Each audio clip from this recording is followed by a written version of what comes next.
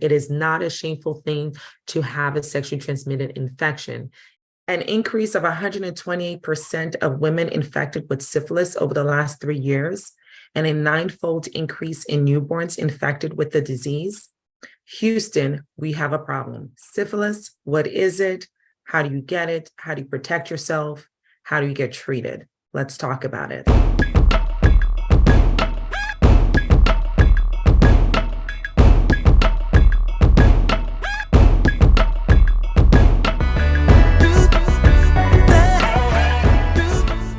With the alarming numbers of increase of not just syphilis, but sexually transmitted infections over the last several years, we deemed that it's an important topic for us to talk about again. We talked about this a couple of years back where we talked about the overall rates and common misconceptions of sexually transmitted infections. I highly advise that you go back to that episode to get some foundational information. Today, we're going to go a little bit deeper. So what brought on this topic was the alarming increased rates that have been reported by the Department of Health in Houston and Harris County. So these higher rates are being seen throughout the city of Houston and Harris County, and they're attributed to a couple of things. Now, there are various theories as to why STDs are increasing over the last several years. Some people report that it has to do with access to screening, increase in more risky sexual behavior, especially with the introduction of dating apps. And some theories include a shortage of qualified professionals. Now, across the board, I will say that even before the pandemic, because the pandemic certainly has been a catalyst in some of this, but there were warnings even before the pandemic. So this is not completely a new issue, though I would say it's definitely gained some momentum since the pandemic, or since the resolution of the pandemic and the isolation that the pandemic brought on. During the actual peak of the pandemic, we did see decreased numbers, simply because we weren't screening as much. People weren't coming into the clinicians or to clinics, and were, for the most part, isolating. And so we weren't seeing these high risk or high rates during the peak of the pandemic. But certainly there were warning before, and there's certainly catastrophic numbers after the pandemic.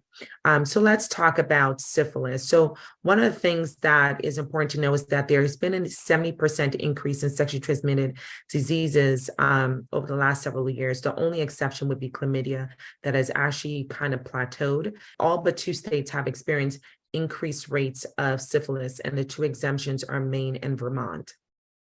Kudos to y'all. So what is syphilis and how do you get syphilis?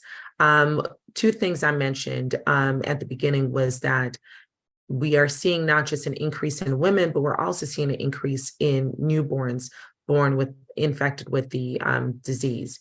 And so it's important to know that although syphilis is primarily contracted through sexual contact, you can also transmit syphilis through pregnancy.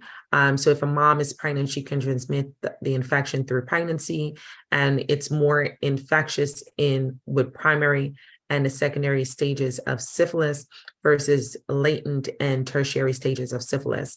So primary and secondary, the infection rate can be as high as 60 to 80%. And with tertiary and latent stages of syphilis, it's closer to 20%. However, you can also acquire syphilis through the sharing of needles, but that is less common than sexual contact. So we're going to focus primarily on sexual contact during this particular talk. Important to know also, in terms of myths, syphilis is not one of those infections you can get by sharing toilets, by swimming pools, by using the same clothing or utensils, and you certainly can't get syphilis by being in a hot tub or sharing a bathtub. So those are myths. So most people who acquire syphilis will acquire it through sexual contact. So this is where it's really important to really pay attention, because the tricky thing about syphilis is that a lot of times the symptoms can be missed. Symptoms are really mild, or just not as obvious as other forms of sexually transmitted infections. So syphilis has multiple stages. If someone is detected to have syphilis at a very early stage, it is easily treatable. And that's one of the primary things I want to make sure that everyone understands today is the detection of syphilis is easy, and the treatment of syphilis is easy. It is a bacteria, and so we treat it with antibiotics, which is very different from other STIs that are viruses that are treated with antiviral therapy. So syphilis is a bacteria and is treated with antibiotics. Important to know is that in the very early stages of having the infection, individuals will develop a painless sore, and that painless sore can occur in any area that you can potentially have sexual contact. So that's orally, anally, or in the genital area. And that painless sore is sometimes overlooked because it's painless, and it can be singular or it can be multiple. So it's very important for us to constantly, just as we look at other aspects of our skin as we are getting dressed on a daily basis, taking our shower, it's important to also look at the genital area, because if you are sexually active or have ever been sexually active, you can develop symptoms that are very subtle, and unless you are looking and evaluating yourself, it may be hard to detect. Usually that painless or painless sores will resolve with or without treatment within 3 to 6 weeks, according to the CDC. And that's why it's important to know that it can resolve on its own, but here's the caveat. Syphilis is not like other types of infections where once you no longer have symptoms, you're deemed to be cured from the infection. That's not true. Syphilis is an infection that though the symptoms may resolve, you are still carrying the infection in your body and can thus transmit the infection to other individuals or develop more serious complications as a result of not being treated. So syphilis is an infection that once the painless sore or painless sores are resolved can and will persist in the body if you are not treated. So the time frame between having exposure to syphilis and then acquiring or developing the first symptom is on average about 21 days, but it can occur anywhere between 10 to 90 days, and that's really important. The secondary stage of syphilis occurs either as the sores are healing or weeks after the sores have resolved. And in this particular stage is very significant for a rash. And that rash is a red blotchy rash that can occur on the body, but primarily is identified by the occurrence on the palms and the soles of the feet. And so if you have a red blotchy rash on your palms and on the soles of your feet, it's definitely important for you to go and get screened for syphilis, even if you're not currently sexually active, because this may be from a previous exposure. And as I mentioned, the onset of symptoms can be delayed as much as months later. And also for my people of color who are darker skin, really pay attention to your skin, because these changes may be very subtle. So it's so important for us to look and evaluate our skin on a regular basis, just as we do for other aspects of our health. Now, some people may develop also what's called condyloma lata, which is not to be confused with condyloma that refers to warts. Condyloma lata is associated with syphilis as opposed to the other form of condyloma that we tend to refer to, which is associated with HPV. So condyloma lata are raised grayish or white lesions that tend to favor areas that are very warm. And so they tend to occur in places like the armpits, the mouth, or in the groin areas. Now, in addition to the rash, these particular lesions, some people may develop more systemic symptoms, and those systemic symptoms are pretty much similar to any type of infectious disease. So like a lot of infectious diseases, individuals with the secondary stage of syphilis may have things like headaches, weight loss, fevers, body aches, sore throat, unusually patchy hair loss, as well as swollen lymph nodes and fatigue. So these are very generalized symptoms, which can be confused with other infections. I mean, some people may even think that they just have the flu or nowadays may actually have symptoms of COVID, are at risk for syphilis, that you consider it as a potential cause of these types of symptoms. Now, again, if syphilis is not treated and allowed to persist in the body, patients will develop what's called the latent stage of syphilis, which is the stage in which they have no symptoms at all. Still infected with the infection, can pass it on to their partners unknowingly because they have no symptoms.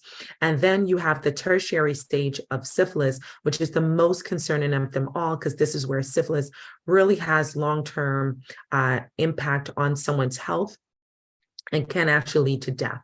So syphilis may affect multiple organs. It can definitely affect the brain. It can affect the nervous system. It can affect the heart. It can affect your eyes.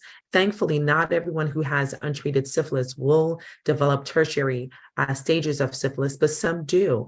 And it's sad because this is a very much preventable and easily treated infection.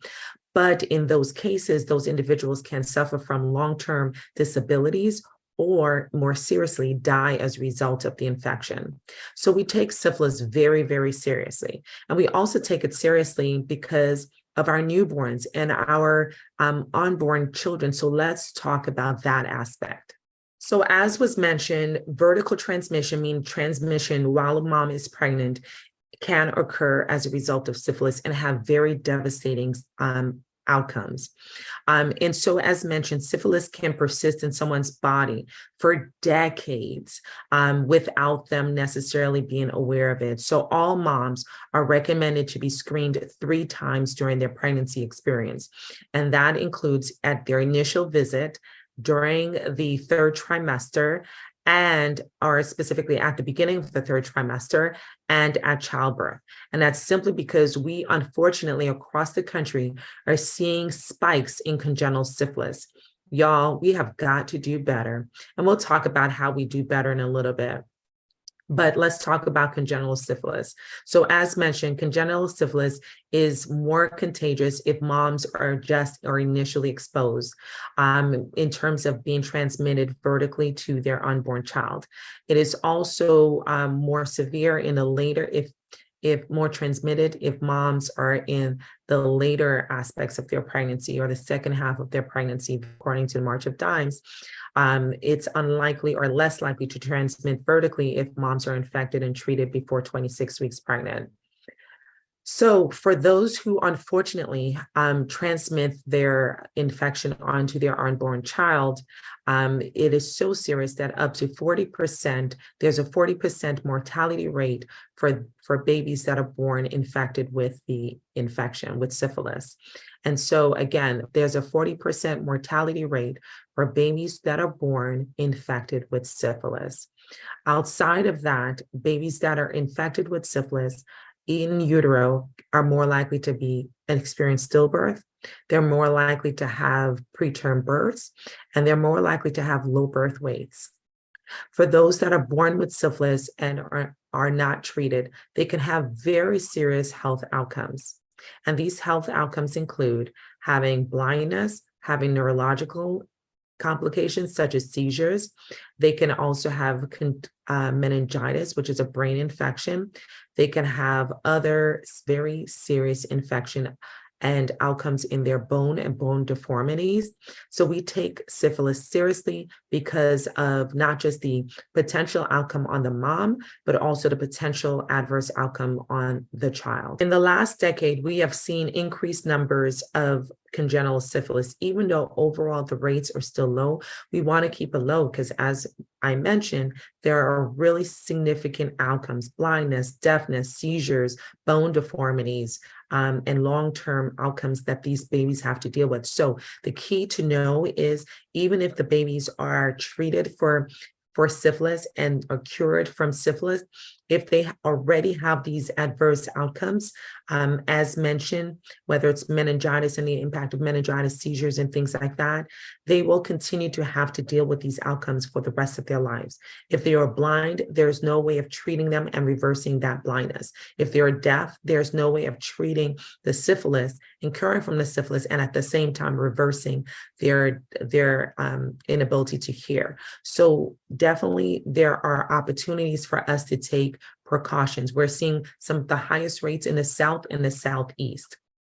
So what can we do?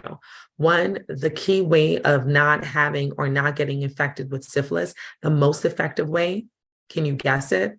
You got it, not having sex. So not having sex is the only sure way of protecting yourself against syphilis. However, if you are sexually active, one of the key ways of decreasing your risk factors is decreasing your sex partners. So the higher the amount of sex partners you have, the more likely you are to contract syphilis. Also, if you already have HIV, or if you are on HIV prophylaxis, then you too are at increased risk for obtaining syphilis. If you are a man in a sexual minority group, then you are more likely to obtain the infection. And the recommendation for these high-risk groups is to routinely get screened for syphilis.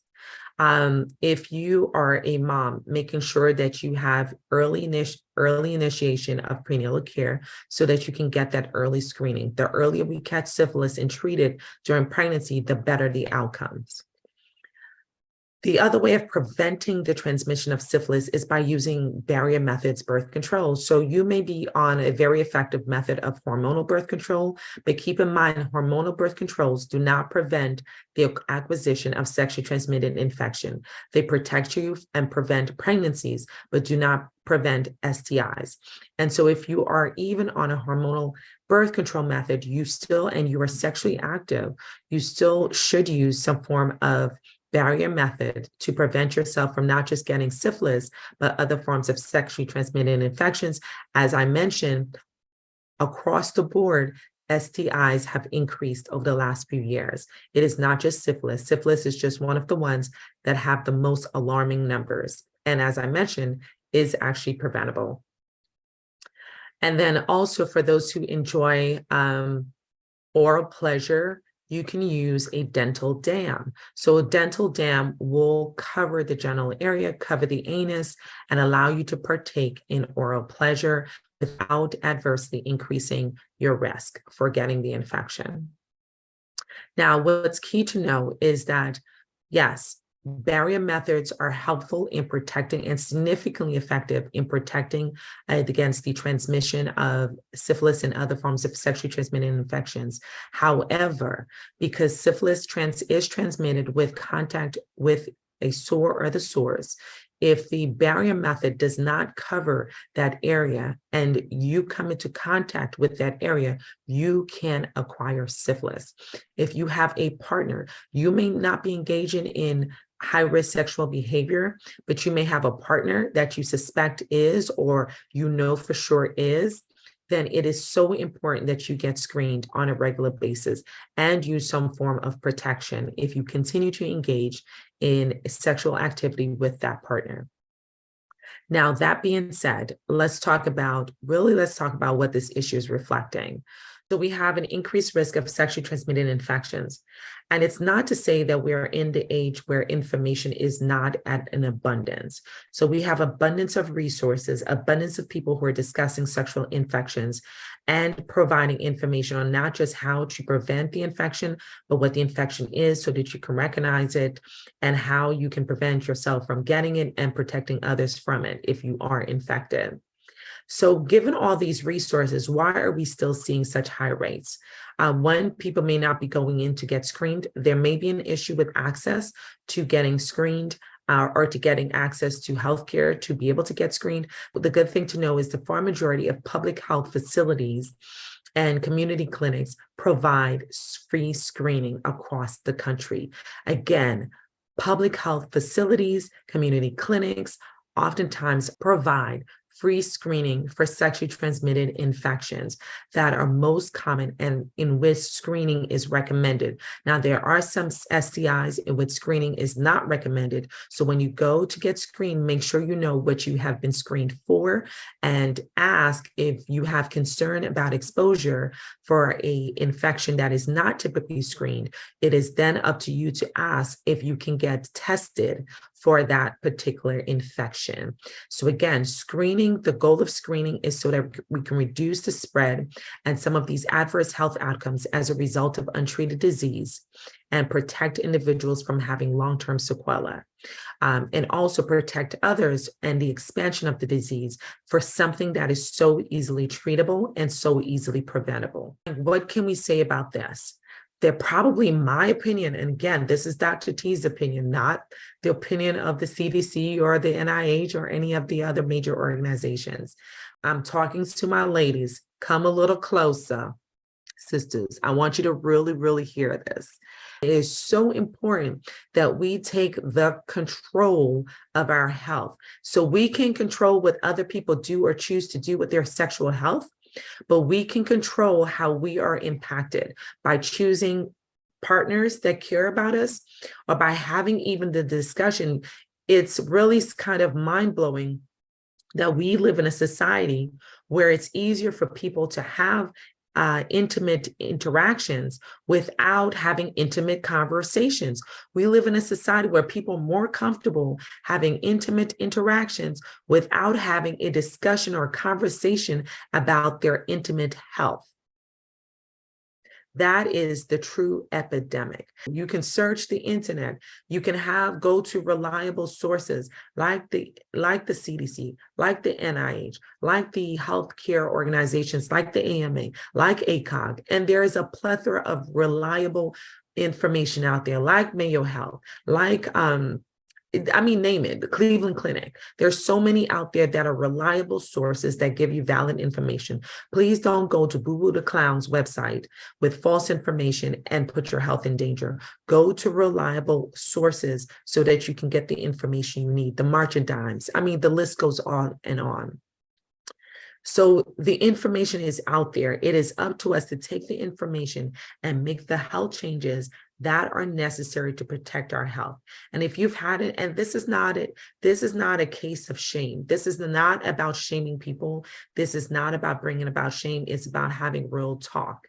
And the real talk is we have got to get to the source of these issues, because if we do not get to the source of these issues, we will continue to have spread of these diseases and the outcomes of untreated diseases, such as an impact on your heart function, an impact on your brain, long-term disabilities. That is what we're talking about when we're talking about syphilis. It's not just having an infection and then spreading it. It's more than that. It's long-term. We're talking about potential long-term impacts on your health and the loss of a pregnancy, miscarriages, stillborns.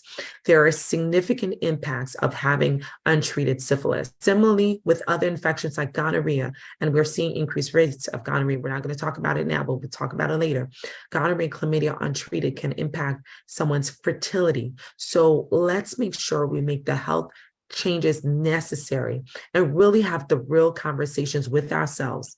Because if you acquired an infection, and this is exclusive of someone who lied to us or deceived us.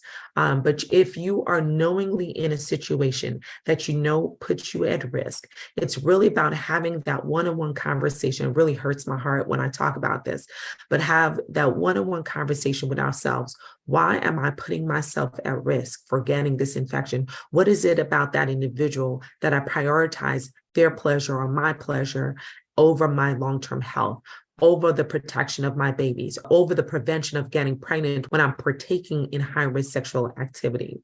It is so important to have that real conversation with ourselves to understand what is the self-esteem issue, what is the self-love issue, what is the underlying soul injury that is causing us to make these decisions that are putting our sexual health at risk and our potential health, long-term health at risk. What are those issues? It's time for us to get to the root of these problems, because the information is out there. It is easily treatable. It's easy to screen for. It's a simple blood test. So why are we not getting treated? As a matter of fact, someone who is identified or tested positive can get treated on site in most of the public health facilities and community clinics. It's not access to treatment, it's not access to screening. There is a deeper problem that's occurring in this nation that is causing this outbreak of sexually transmitted infections, that it's time for us to have these real conversations with ourselves and with the communities. Why are we seeing these high risks? What is going on about our health? Yes, there's one thing about having intimate liberation and being empowered in your intimate health. That is amazing, and we should continue in that direction. But that does not preclude the responsibility necessary to protect ourselves and have actual adult conversations and adult action that will protect ourselves from getting infected. Definitely do not share sex toys. That is another way of spreading infections. Not that long ago, when we were actually looking at the potential eradication of syphilis, and now here we are with alarming rates. Let's go back to where we were in decreasing these rates. Even if our culture has changed, we can still take those precautions and make those changes necessary to continue to see the decrease of these rates of sexually transmitted infections. And so that being said, I hope that this information has empowered you. I do not want anyone to feel shame. It is not a shameful thing to have a sexually transmitted infection. It is, however, important that you take the responsibility of making a change in your life to protect yourself, because it could be syphilis, but it can also be HIV. The same behavior that exposed us to syphilis, to gonorrhea, and to chlamydia can expose us to HIV and other serious outcomes. So let's take the necessary actions. We don't have to be here, y'all. We do not have to be here. Time to change. And time to make those changes. So spread this information, share it with your community, share it with your girlfriend, your sister, your brother, your mother, your auntie. Don't assume, because we're seeing these numbers in all age groups, okay? So share this information with anyone that you love, that you want to also be empowered and feel empowered in their sexual health. And empowerment in sexual health is not just about doing what you like and having how many partners you want to have and identifying with how you want to identify. It's about being responsible about your health. That is part of intimate health empowerment. That being said, this is Dr. T. Sometimes we have to have these tough love conversations, y'all, and it's nothing but love, but it's got to be a little tough when we're heading towards a crisis, right? So the alarms are going off. The alarms are going off. Let's not get to a point where it becomes a crisis. Okay, I love y'all. Know that this was shared with nothing but love. My heart aches when I see that something is preventable, but is growing in alarming numbers.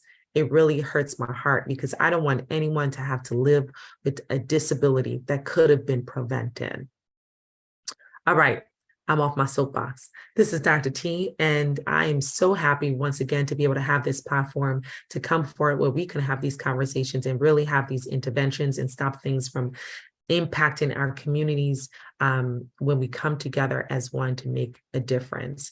I am, as always, the hand behind Healthy Bump Club here on YouTube and healthybump.club on Instagram, where you can continue to get exposure to all of this key information and know what's happening. And when it's happening, we'll jump on here and we'll make sure that you are informed and updated. And once again, we thank you so much for being a part of our community and for also sharing this information with others. We love you guys. Thank you for watching. Make sure you catch our previous episode where we actually talked about a number of other STIs and vaginitis and other key information, really breaking up some of the myths. So make sure you catch that other video. I'm going to tag that video here, okay? So that makes it a lot easier for you to be able to track that video down. And as always, we ask you to make sure you comment, like, and share our videos. That's how we get in front of the virtual community and more people get access to this information. Additionally, we want to make sure that we continue to be able to do this. And so we ask that you support, if you can support financially by purchasing one of our apparel or by donating directly or using our Apple link.